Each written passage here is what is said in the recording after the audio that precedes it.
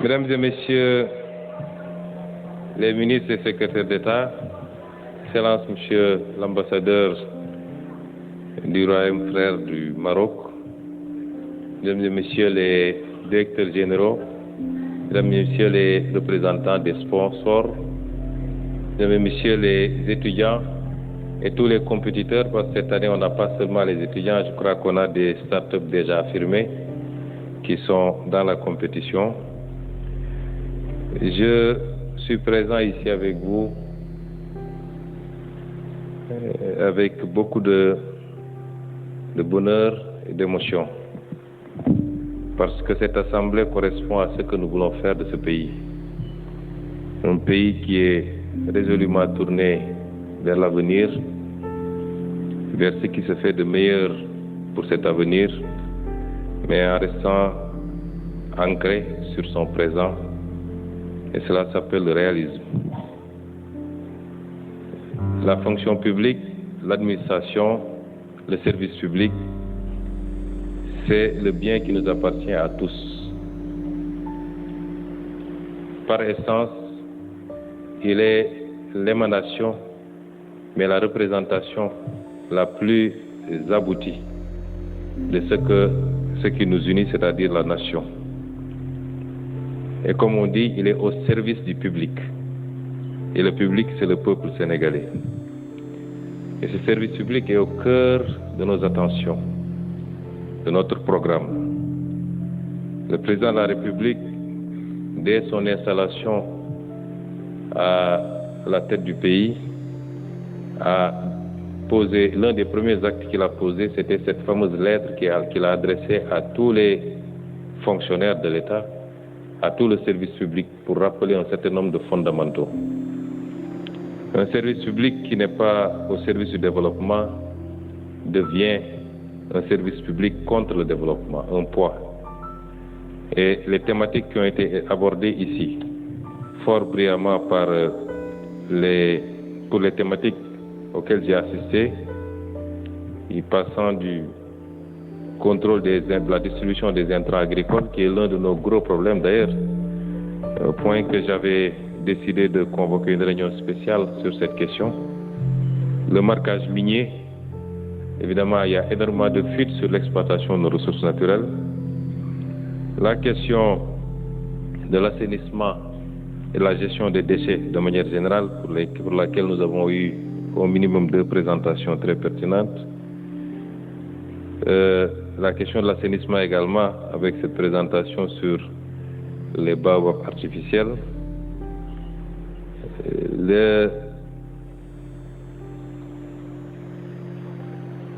La question de l'identité de manière générale. Et beaucoup de thématiques qui ont été développées ici rencontrent un certain nombre de thématiques, et monsieur le ministre des Télécommunications, c'est de quoi je parle, qui sont des thématiques assez transversales sur lesquelles nous travaillons très sérieusement actuellement. La question de l'identité numérique, qui est un des éléments fondateurs d'ailleurs du New Deal technologique. La question de l'utilisation des nouvelles technologies dans la sécurité, notamment les bodycams et tout ce qui tourne autour de cela.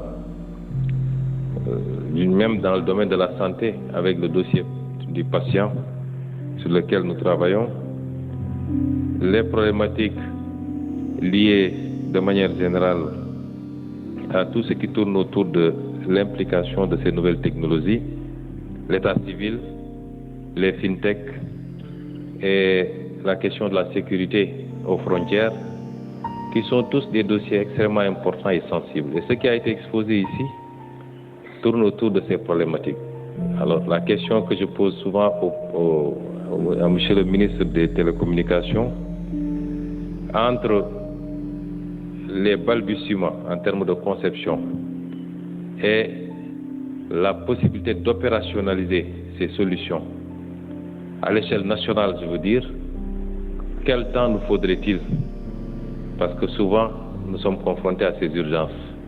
Vous savez tous que dans quelques mois, le Sénégal devra organiser les Jeux olympiques de la jeunesse, une première sur le continent africain, et c'est un défi pour l'État, pour le peuple sénégalais, mais c'est un défi pour toute l'Afrique. et les questions sécuritaires, et les questions de facilitation de l'hébergement, de l'accompagnement, de la circulation sont au cœur de nos préoccupations aujourd'hui. Si je parle de cela, je veux vous dire simplement que notre régime est un régime qui a bâti son discours politique sur la question de la souveraineté. Nous sommes fondamentalement attachés à cette question de souveraineté, qui a bâti son discours politique sur la problématique du patriotisme, qui suppose non pas de s'enfermer sur soi-même, de rester ouvert au monde, mais dans la collaboration au monde, de tout faire pour privilégier l'intérêt national et l'émergence des talents nationaux, des start-up, de champions nationaux, thématiques très chères au président de la République. Et c'est pourquoi, quelquefois, nous sommes confrontés à ce dilemme. Tout ce que j'ai vu ici est fantastique en termes de conception. Et je suis ravi de voir que c'est de jeunes talents. De jeunes talents sénégalais qui ne sont jamais sortis du pays pour aller l'apprendre ailleurs. Et c'est lié aujourd'hui également de féliciter leurs encadreurs, leurs écoles de formation pour cette qualité dans l'encadrement, dans la formation, dans les enseignements que vous donnez, mais de féliciter également ces jeunes talents qui, sans être sortis du pays, ont pu démontrer qu'on peut faire dans la conception autant que ce qui se fait ailleurs, sinon mieux. Après, il faut de l'accompagnement.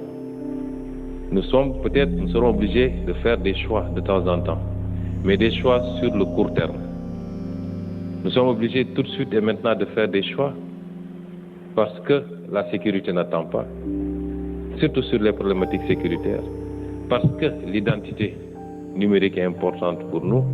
C'est des débats que nous avons avec M. le ministre d'ailleurs sur les choix qu'on doit faire tout de suite, parce qu'il faut avoir quelque chose d'opérationnel. Pas plus tard qu'il y a quelques jours, vous avez entendu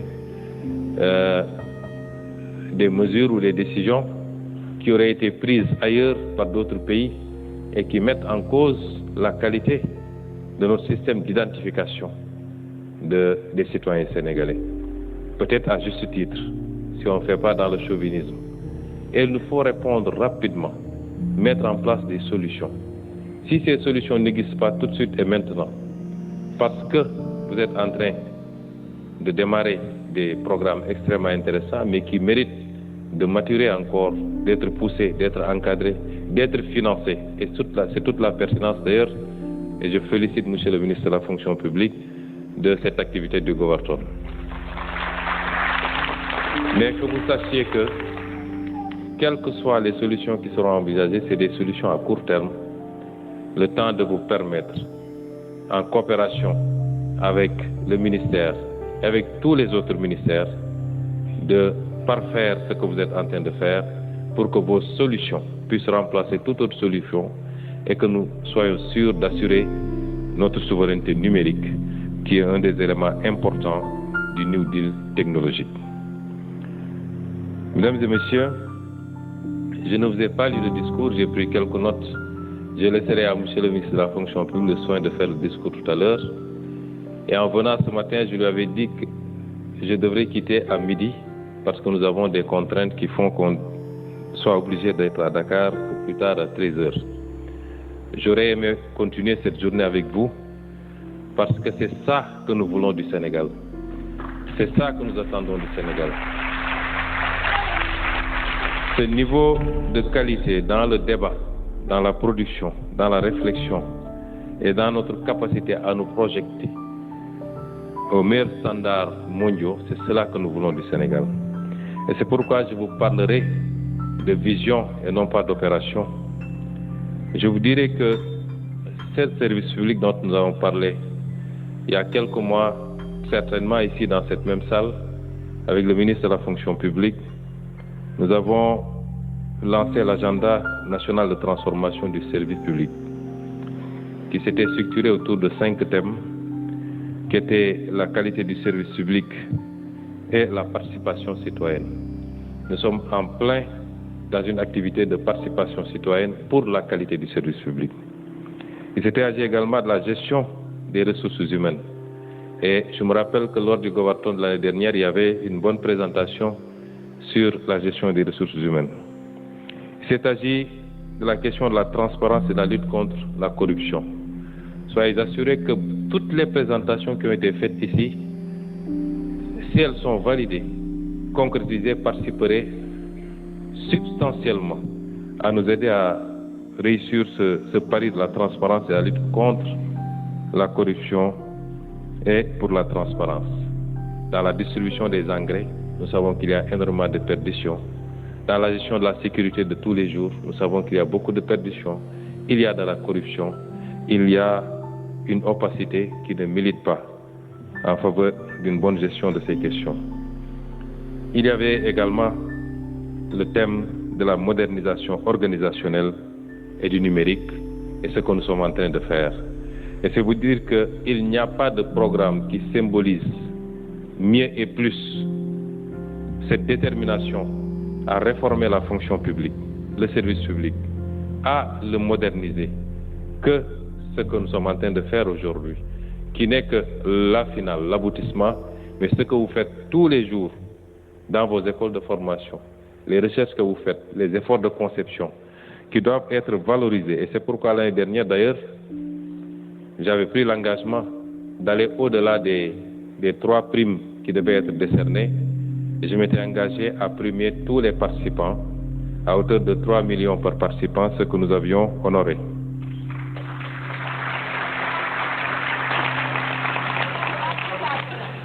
Et nous instruirons tous les ministres concernés par les présentations qui ont été faites ici à recevoir les concepteurs de ces projets, à les écouter, à les mettre en relation avec leurs équipes pour les accompagner et les aider à parfaire un peu leur travail et à nous présenter un document, un programme fini qui nous permettrait certainement d'atteindre cette souveraineté dont j'ai parlé tout à l'heure.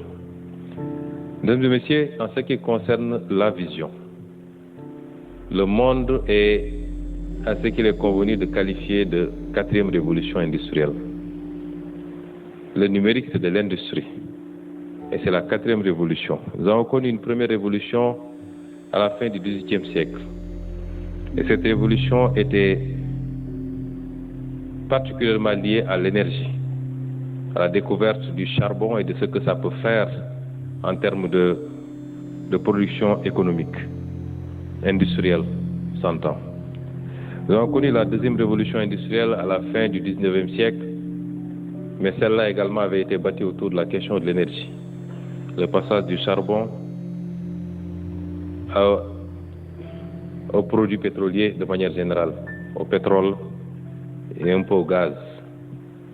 Nous avons connu la 3e révolution industrielle à la fin du XXe siècle, qui tournait toujours autour de l'énergie, mais avec l'avènement de l'informatique, qui fut une très grande révolution et qui a permis au monde de faire un bond quantitatif et qualitatif. Aujourd'hui, on parle de 4e révolution industrielle qui tourne toujours autour de l'énergie, mais de moins en moins, mais qui est particulièrement liée à la gestion de la data, avec comme point d'ancrage les questions d'hyperconnectivité, où les machines et les objets communiquent, l'intelligence artificielle qui permet une analyse des données et la prise de décision autonome, les systèmes cyberphysiques avec les réseaux virtuels qui contrôlent les objets, la personnalisation des masses avec l'adaptation rapide de la production aux besoins exprimés, et enfin ce qu'il est convenu d'appeler de plus en plus les usines intelligentes, notamment les smart factories. Nous en sommes à ce monde. Et ce que nous souhaitons en tant que décideurs politiques, en tant que leaders politiques, c'est de faire comprendre à notre nation, à notre continent, que nous avons raté les précédentes révolutions industrielles. Et nous avons toujours été à la traîne par rapport à ce qui s'est fait. Nous n'avons pas le droit de rater celle-là. Il y a possibilité de faire ce qu'il est convenu d'appeler un leapfrogging, un saut d'étape. Parce que cette révolution-là, elle est beaucoup plus immatérielle que matérielle. Cette révolution-là, elle se joue à l'esprit, au mental. C'est la révolution du savoir. Et sous ce rapport, nous pensons que le Sénégal peut produire aujourd'hui des champions. Que vous êtes déjà, que vous êtes appelés à être encore beaucoup plus. Que le Sénégal, à défaut d'être au rang des premiers mondiaux, peut valablement avoir la prétention d'être parmi les premiers Africains. Et nous le serons avec votre détermination, avec notre accompagnement, dont nous vous assurons que nous vous garantissons cet accompagnement pour tout ce qui tournera autour de vos activités, autour de votre formation, autour du financement de vos startups. Et je félicite le ministre pour le mécanisme d'accompagnement, puisqu'il ne s'agit pas d'organiser une cérémonie une fois à l'année et puis tout le monde s'en va. Je suis heureux de voir que le premier prix de l'année dernière aujourd'hui est devenu PDG, c'est-à-dire qu'à mes yeux aujourd'hui il a plus de valeur que le président de la République, que le Premier ministre, que l'ensemble du gouvernement, parce que je préférerais qu'on ait 1000 PDG bien structurés, qui tirent l'économie, qui créent de l'emploi, mais surtout qui hissent le Sénégal vers les sommets que nous souhaitons, que d'avoir 1 million de politiciens qui ne font que parler et qui ne produisent pas beaucoup.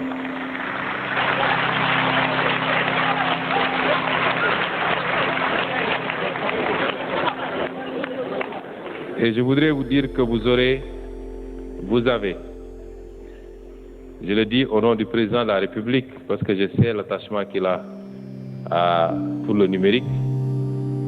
Il y travaille tous les jours avec moi, avec le ministre chargé de ces questions, pour l'intelligence artificielle, pour la mise en place d'un système qui permette la détection, l'anticipation, l'encadrement.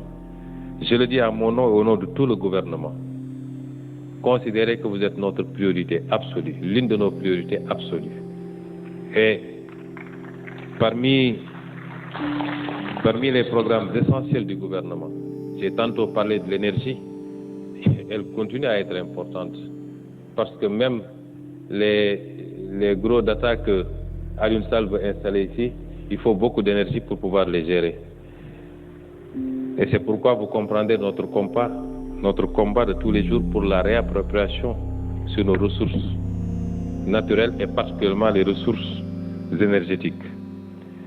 Mais à côté de ce combat, l'autre combat le plus important, il est celui qui porte sur ce qui nous réunit aujourd'hui. Vous êtes une priorité absolue pour le gouvernement du Sénégal.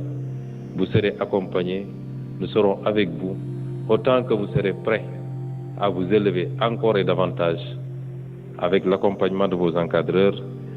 Et sur ce, je réitère la volonté.